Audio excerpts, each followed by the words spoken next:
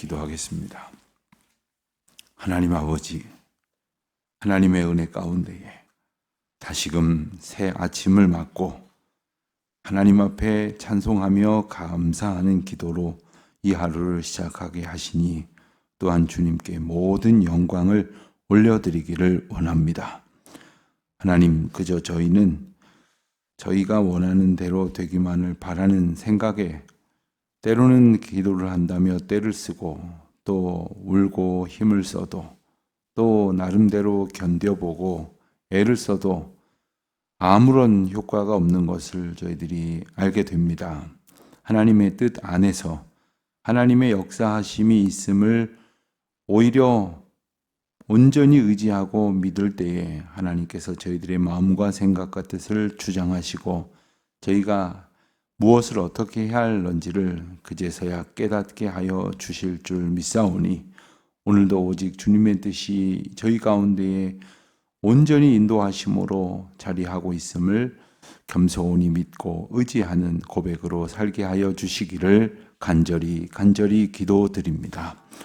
이것으로 하나님의 말씀을 깨닫게 하시고 이것으로 하나님의 섭리를 알게 하시며 또한 이것으로 하나님의 위로를 얻게 하여 주시기를 기도드립니다. 하나님, 때로는 견뎌야 할 것이 있을 줄 압니다. 하오나 저희의 고집으로 참는 것이 아니라 하나님이 주시는 성령의 열매로 인내하게 하여 주시옵소서. 때로는 참지 않는 것이 마치 무슨 정의인 듯 하여 생각을 할 때가 있습니다마는 주님께서 저희로 견디게 하라 하시는 줄 알고 견디어낼 때에 우리 주님이 주시는 놀라운 성령의 은혜와 역사하심이 가득하게 될 줄로 믿습니다. 하나님, 때로는 불편함을 참습니다. 때로는 기꺼이 희생하며 섬김으로 하나님의 영광에 이르게 하십니다. 이 모든 일들이 믿음으로 고백하는 저희들의 찬송이 되게 하여 주시옵소서. 하나님, 어느덧 하나님의 은혜 가운데에 7월이 지나고 또 8월의 한 날이 지나가면서 아침 저녁으로는 이제 조금씩 기온과 바람이 달라지는 것도 느끼게 됩니다. 얼마 지나면 이 무더위도 지나갈 것입니다. 또 얼마 지나면 세월이 더욱 흐를 것이고 또 이제 언젠간 저희들도 주님 앞에 육신의 옷을 벗고 다다르게 될 것입니다. 온전히 하나님의 인도하심만을 의지하며 어떠한 형편에서 어떠한 상황으로 살든지 오직 주님의 인도하심을 기뻐하며 소망하는 저희들 되게 하여 주시옵소서. 하나님, 그 가운데에서 이 땅에서 맡겨주신 귀한 사명도 있음을 알고 충성하게 하여 주시옵시고 그에 합당한 기운과 능력과 모든 여건도 허락하여 주시기를 간절히 기도드립니다. 하나님, 특별히 이제 새로운 예배당을 건축해 가면서 어느덧 이제 새로운 예배당에서 저희들이 예배드리고 또 이제 하나님께서 보내주실 이웃과 또 다음 세대들을 가르치며 양육하고 또 교회가 섬김과 봉사로 이웃을 향하여 수고해야 할 일들을 구체적으로 준비해야 할 시간이 다가오고 있습니다. 하나님, 저희에게 영적인 안목을 갖게 하셔서 하나님의 뜻을 잘 분별할 수 있도록 인도하여 주시고 또한 이 시대 가운데 마땅히 저희들이 준비해야 할 일들을 소중히 감당하는 때가 되게 하여 주시기를 또한 기도드립니다. 하나님, 저희 성도들 어디에 있든지 오늘도 지켜주시기를 간절히 기도드립니다.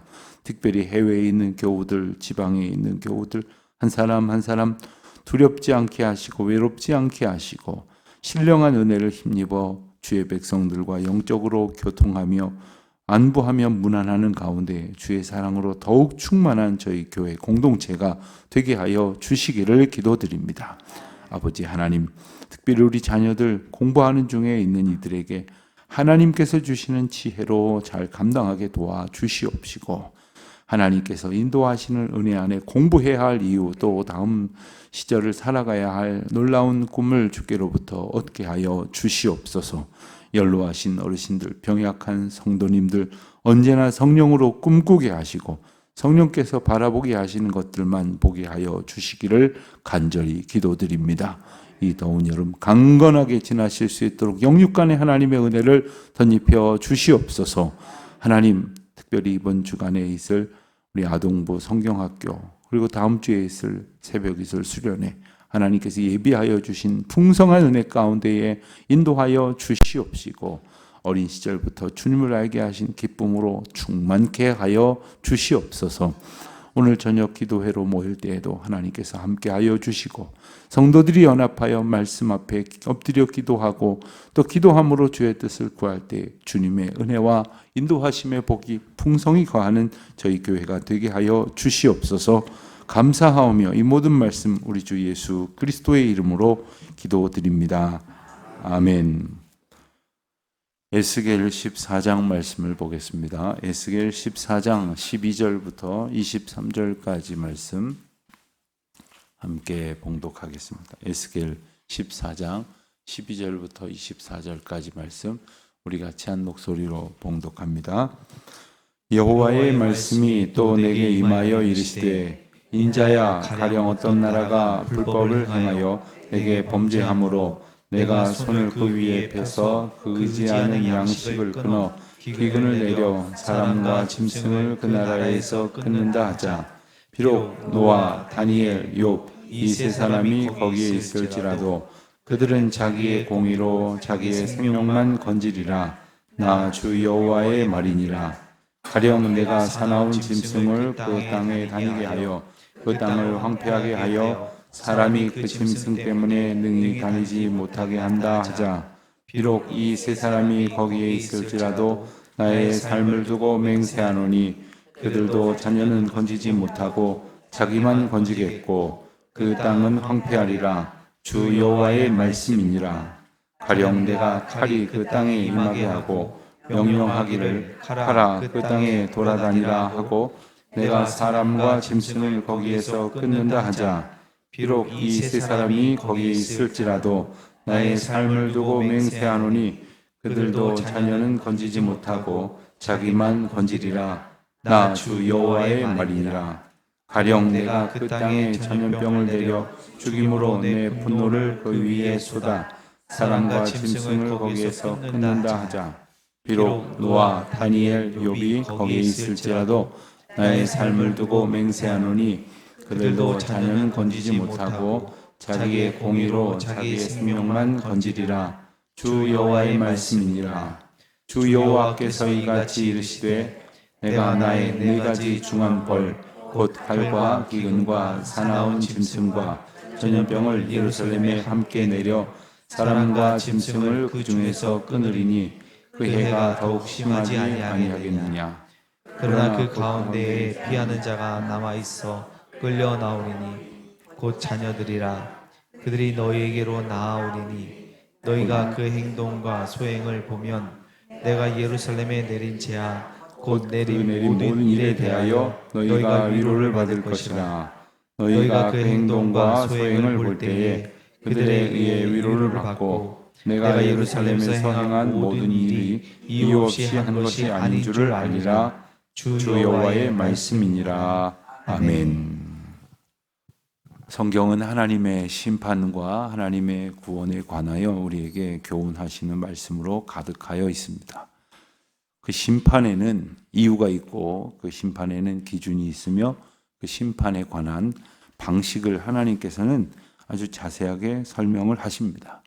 또한 심판이 있으면 구원이 있다 말씀을 드렸는데, 구원은 어떻게 이루어지며 또한 그 의인이 얻을 구원에 대한 우리가 깨달아야 할 하나님의 통찰을 또한 하나님께서는 말씀을 통해서 일러주십니다. 그런 의미에서 오늘 본문은 과히 유명한 본문이라고는 할 수 없지만 신앙적으로 매우 중요한 본문이라고 말할 수 있습니다. 이 본문을 통해서 우리에게 주시는 하나님의 인도하시는 교훈을 잘 살펴 새길 수 있게 되시기를 바랍니다.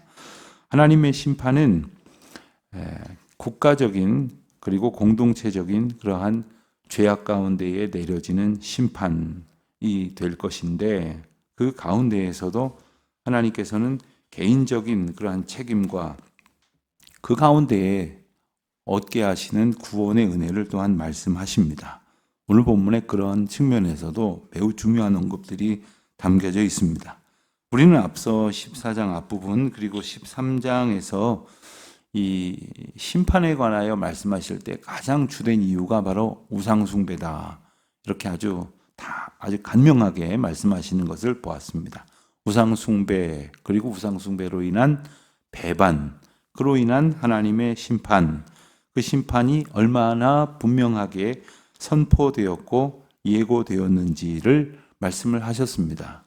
오늘 본문에서는 그 심판의 구체적인 내용이 4가지로 제시되고 있습니다. 그러면서 이제 12절, 15절, 그리고 17절, 19절에 이제 시작하는 부분에 가령이라는 13절, 15절, 17절, 19절에 가령이라는 말씀으로 시작하는 단어를 우리에게 마치 두운처럼 이렇게 소개를 하고 있는데, 이 가령이라는 말에서 우리는 이것이 가정이다라고 말할 수 있음을 알게 되지만, 이 강조되어지는 이 가정을 통해서 심판의 이유, 그리고 심판에 따른 구원의 의미가 선명하게 드러나도록 이렇게 마치 설계되어져 있는 그러한 그림 같은 모습을 우리가 깨닫게 됩니다. 13절에 보면 어떤 나라가 불법을 행하여 범죄함으로, 불법을 행하여 범죄하였다는 것이 심판의 어떤 계기입니다. 심판의 출발점이 되겠습니다. 그리고 그 심판에 대해서 좀 더 명료하게 말씀하시는 구절을 좀 뒤에 가서 본다면 21절 부분에서 칼과 기근과 사나운 짐승과 전염병을 예루살렘에 함께 내려 사람과 짐승을 그 중에서 끊으리니, 이러한 방식으로 하나님께서는 심판하시겠다고 말씀을 하시는 것입니다. 그리고 그 가운데 그 4가지 심판에 대한 구체적인 모습이 등장을 하는 것입니다. 첫 번째는 13절에 나오는 대로 하나님께서 그 위에 손을 펴셔서 그 의지한 양식을 끊어 기근을 내린다 하는 것입니다. 기근이 첫 번째 심판의 양상입니다. 그리고 두 번째 양상은 바로 15절에 나오는 대로 사나운 짐승이다 말할 수 있겠고, 또 17절에 보면 칼이 임하게 된다 하였으며, 19절에 가서 전염병을 내린다 이렇게 말씀을 하십니다. 자, 먼저 이 양식을 끊는 기근. 기근은 이스라엘 백성들의 역사 가운데에서 가장 대표적인 환란이고 또한 하나님께서 심판하시는 방편이었습니다. 기근이라는 것은 하늘로부터 백성들에게 주어질 양식이 충분히 공급되지 못하는 형편을 말합니다. 전적으로, 특별히 당시의 시대에서는 하나님의 섭리에 의해서만 좌우될 수 있는 부분입니다. 가령 오늘날은 뭐 농정을 잘못했다든가, 뭐 혹은 여러 가지 관련해서 발생할 수 있는 재해에 대비하지 못했다든가, 아니면 시장 운영을 잘못했다든가, 혹은 수확물에 대한 관리 감독이 부족했다든가, 여러 가지 이유로 식량 문제에 대해서 원인을 찾을 수도 있을지 모르겠어요. 그러나 당시의 기근은 오직 하나님의 관권적인, 거의 100% 아니라 그 이상의 하나님의 주권적인 의미가 있는데 아무도 이의를 제기할 수 없는 분명한 부분이었습니다. 그 하나님께서 심판을 하실 때에 그와 같은 상황을 어떻게 이해할 수 있겠느냐 하는 겁니다. 첫 번째로 14절에 보면은 비록 노아, 다니엘, 욥 이 세 사람이 거기에 있을지라도 그들은 자기의 공의로 자기만 생명을 건지리라. 그러니까 의인이 옆에 있다고 해도 아무 소용 없다는 겁니다. 의인이, 이스라엘 백성들이 가장 대표적으로 생각하는 노아, 다니엘, 욥. 노아는 어떻습니까? 노아는 대표적으로 당대 의인이라는 표현도 나와 있지만, 노아는 많은 사람들을 구원에 이끌 수 있는 매우 중요한 책무를 가진 사람이었습니다. 비록 사람들이 그의 어떤 외침을 외면한 바람에 모두 다 수몰되고 말았지만, 그의 메시지를 통해서 모두가 구원을 얻을 수 있는 방편이 제시되었던 대표적인 인물입니다. 그러니까 노아가 있다면, 노아의 말을 따라간다면 우리도 구원을 얻을 수 있을 것이다 라는 생각을 할 수 있지 않겠습니까? 그런데 그 노아가 있었다 해도 소용없다는 말입니다. 다니엘은 믿음을 대표하는 상징적인 인물입니다. 욥은 어떻습니까? 이스라엘 백성들이 그 심한 고난을 겪으면서도 믿음으로 살아간 의인 중의 의인이라고 대표하는 그런 인물이죠. 그런 사람이 옆에 있다 하여도 겨우 자기의 공의로 그들만 구원을 얻을 뿐이지 자기의 공의에 해당되지 않는 사람들은 아무도 구원을 얻을 수 없다라는 말입니다. 주변에 아주 의인이 하나님 앞에 칭찬 들을 사람이 가득하여도 결국 자기의 의의가 있다면 구원을 얻을 것이고 없다면 심판을 받을 수밖에 없는 겁니다. 우리에게도 마찬가지입니다. 아무리 신앙적인 그런 분위기가 좋은 공동체 안에 있어도 자기 구원의 은혜를 자기 의를 통해서 하나님 앞에서 받지 않으면 구원에 해당되는 사람이 아닌 겁니다. 또 반대로 모두가 다 멸망에 이를 만큼 죄악으로 관영한 세상 속에 그러한 공동체 가운데 살아도 하나님 의지하는 하나님께서 붙드시는 은혜에 합당한 의로 살아가는 사람은 구원을 얻을 것이라 하는 말씀이기도 한 것입니다. 그 예를 이제 세 가지로 더 이제 추가하여 소개합니다.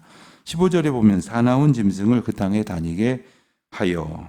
사나운 짐승이 다닌다. 여러분, 사나운 짐승이 여러분 주변에서 이렇게 막 거슬렁거리고 다닙니까? 우리가 살아가는 세상은 사나운 짐승을 다니게 두도록 되어 있지 않죠. 뭐 법이 그렇다는 게 아니라 사람들이 살 수 있는 환경을 조성하고 그것을 가꾸어 가면 사나운 짐승이 다닐 수가 없을 것입니다. 즉 이 말은 사나운 짐승이 다니게 되어진다는 것은 사람들이 충분한 자유와 편안함으로 살아갈 수 없을 만큼 그 사람들이 살아가는 삶의 형편이 황폐해진다는 것을 의미하는 것입니다. 여러분, 집을 보면 참 신기하지 않습니까? 사람이 살지 않는 집, 빈집으로 되어 있는 집을 아주 오래간만에 들어가 보면 그대로 둘 줄 알았는데 그대로 있어야 정상이라고 생각하고 뭐 문도 잘 잠궈두고 그렇게 뒀는데 아주 사람이 살지 않는 티가 나요. 그리고 어떤 것은 망가집니다. 퇴락합니다. 사람이 살지 않을 만큼의 형편은 황폐해질 수밖에 없는 것이에요. 왜냐하면 하나님께서 사람을 통해서 세상 만물을 다스리라고 하셨습니다. 세상 만물을 하나님께서 간수하도록 사람들에게 특권을 주셨습니다. 그런데 하나님께서 이 사람들이 살아갈 수 있을 만큼의 은혜를 그 땅에 베풀지 아니하시면 황폐해질 수밖에 없고, 그러면 그 땅의 주인은 사나운 짐승들이 돌아다닐 뿐입니다. 그런데 역설적으로 사나운 짐승들이 다닐 수 있는 정도가 되면 오히려 사람들이 거기 못 살죠. 이제는 사람들이 떠나갈 수밖에 없습니다. 점점 황폐해지고 말 뿐입니다. 이 사나운 짐승이라는 것은 실제 사나운 짐승이라는 의미도 있고, 영적인 의미에서 볼 때는 바벨론으로 대표되어지는 성경 가운데 사나운 짐승 하면 가장 상징적으로 등장하는 그러한 영적 의미이기도 합니다. 그러니까 하나님의 백성이 하나님의 공의로 살아가고 그 땅을 다스리지 않으면, 그 땅을 살아가는 것으로 하나님 앞에 영광을 돌려드리지 않으면 사나운 짐승이 와서 차지할 수밖에 없다, 이 말이죠. 역시 두 번째에도 그 자신의 구원에 관해서 말씀을 하시면서 자녀는 건지지 못하고 자기만 건지겠다, 그 땅이 황폐하였다라는 언급을 이제 다른 구절과 대조적으로 하고 있습니다. 오늘 본문에 보면 15절에 어떤 그 포인트를 찾는다면 그 땅을 다니게 하여 그 땅을 황폐하게 하여, 아마 요 뒤에 해당이 될 것 같은데, 우리가 보는 개역 개정 성경에는 번역이 되지 않았지만 이 히브리어 원어 내용에 보면 한 단어가 번역되지 않고 빠진 단어가 있습니다. 그 단어를 우리말로 번역을 해보면 자식을 잃게 되는 일이 생긴다라는 뜻의 단어가 하나 들어 있습니다. 그런데 우리말에는 그 번역이 빠져 있고, 그 말이 마치 그 뒷부분에 16절에 가서 자녀는 건지지 못하고 자녀만 건지겠다는 말이 있으니까 아마 빼도 된다고 생각하고 뺀 것이라고 생각이 듭니다.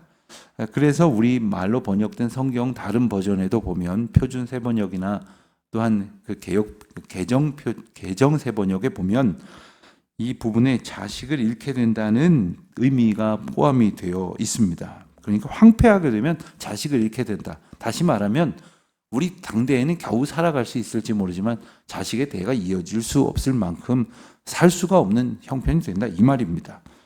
자, 17절에 보면 세 번째는 칼이 돌아다닌다 했습니다. 칼이 돌아다닌다, 말할 것도 없이 전쟁과 무질서의 상황이 된다 하는 겁니다. 그럼 우리가 사는 세상 총기를 소유할 수 없는 그런 우리는 그 제도를 가지고 있죠. 총기 소지가 자유롭다는 것을 가정하고 만든 어떤 드라마가 있더라고요. 영화가 있더라고요. 제가 내용을 보지는 않았는데 그 개요를 제가 보니까 우리나라가 마치 총기 소지가 자유롭게 된다면 어떻게 될까 하는 가정에서 이제 출발한 이야기예요. 그럼 어떻게 될까요? 아마 성질 난다고 유튜브 보고 총을 만들어서 아들의 가슴에 겨누는 사람이 있는 세상이다 보면 총기를 자유롭게 구매할 수 있다? 아마 무시무시한 세상이 될 거예요.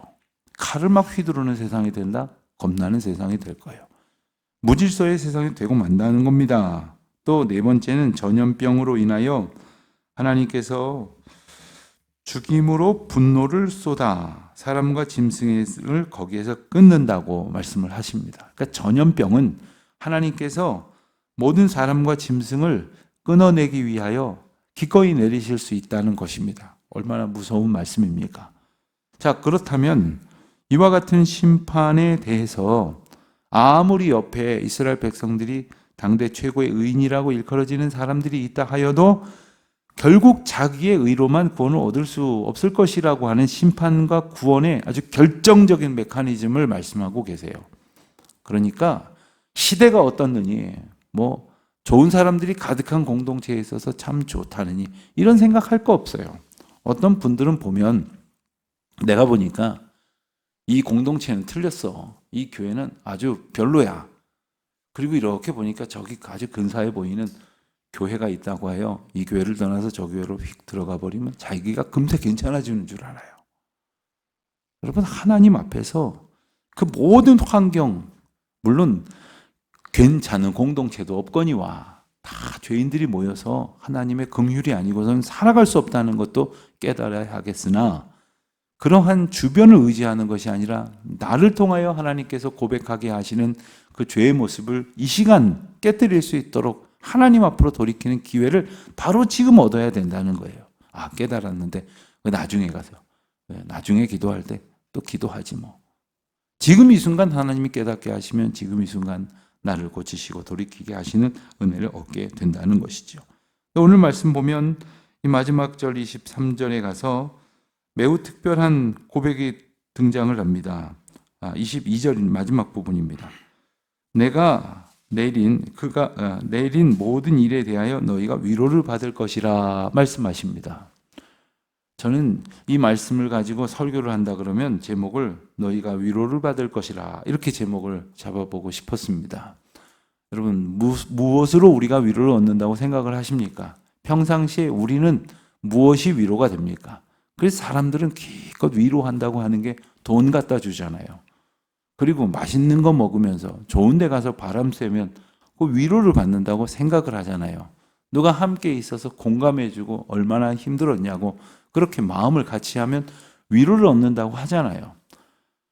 하나님의 백성이 얻을 진정한 위로는 뭐냐 하면은 하나님의 뜻 가운데 있구나 라는 사실을 깨닫는 거예요. 그건 많이 위로가 되는 거예요. 비록 내가 지금 아파요. 내가 지금 힘들어졌어요. 상상할 수 없는 고난을 겪게 됐어요. 그런데 이게 왜 힘드냐 하면 하나님이 나를 이유 없이 벌하시는 건 아닌가? 하나님이 나를 버리신 건 아닌가? 내가 하나님의 은혜로부터 내처짐을 당한 게 아닌가? 이런 생각을 하기 때문에 사실 괴로운 거예요. 그런데 하나님께서 내가 비록 몸이 약해졌고 경제적으로도 어렵고 여러 가지 견딜 수 없을 듯한 어려움에 처해져 있지만 하나님께서 그 가운데 함께 하시고 아직 내가 다 이해하지는 못하지만 하나님이 이렇게 하신 이유가 있다는 것을 깨닫는 것이 위로라는 거예요.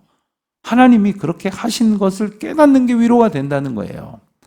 저는 어릴 적에 부모들이 아이 이제 이빨이 이 가리를 할 때 이를 빼줘야 되잖아요. 요즘은 치과 가면 안 아프게 잘 빼주지만 옛날에는 어떻습니까?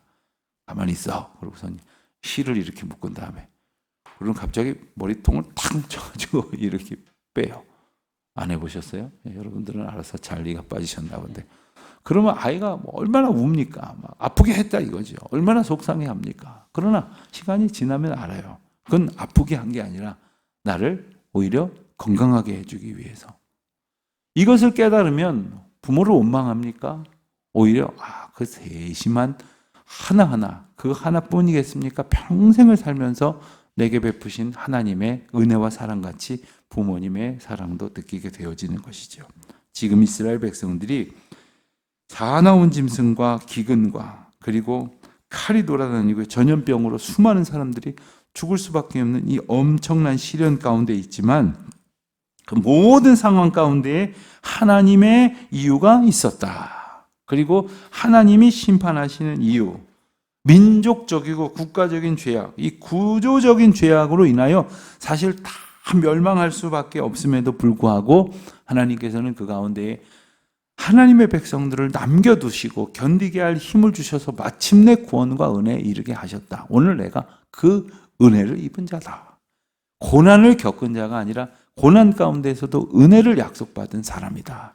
이것을 깨달을 때 우리가 위로를 얻게 된다 하는 것입니다. 오늘 하루도 여기저기다 대고 내가 얼마나 힘든지 아냐고, 나 참 괴롭다고, 나 좀 위로해달라고 하나님 모르는 사람처럼 쓸데없는 것에 기대지 말고 오직 하나님께서 행하시는 구원의 은혜를 바라보면서 다 이유가 있었구나. 하나님께서는 다 뜻이 있으셨구나. 하나님 다 계획이 있으시구나. 내가 다 깨닫지 못하지만 깨달아가는 가운데 하나님 우리를 위로하여 주시옵소서. 이와 같은 기도로 승리하는 저와 여러분 되시기를 축원합니다. 하나님 아버지, 오늘도 저희와 함께 하심으로 영광을 받으시고 저희는 그것을 깨달음으로 주님을 찬송하게 하옵소서. 예수 그리스도의 이름으로 기도드립니다. 아멘.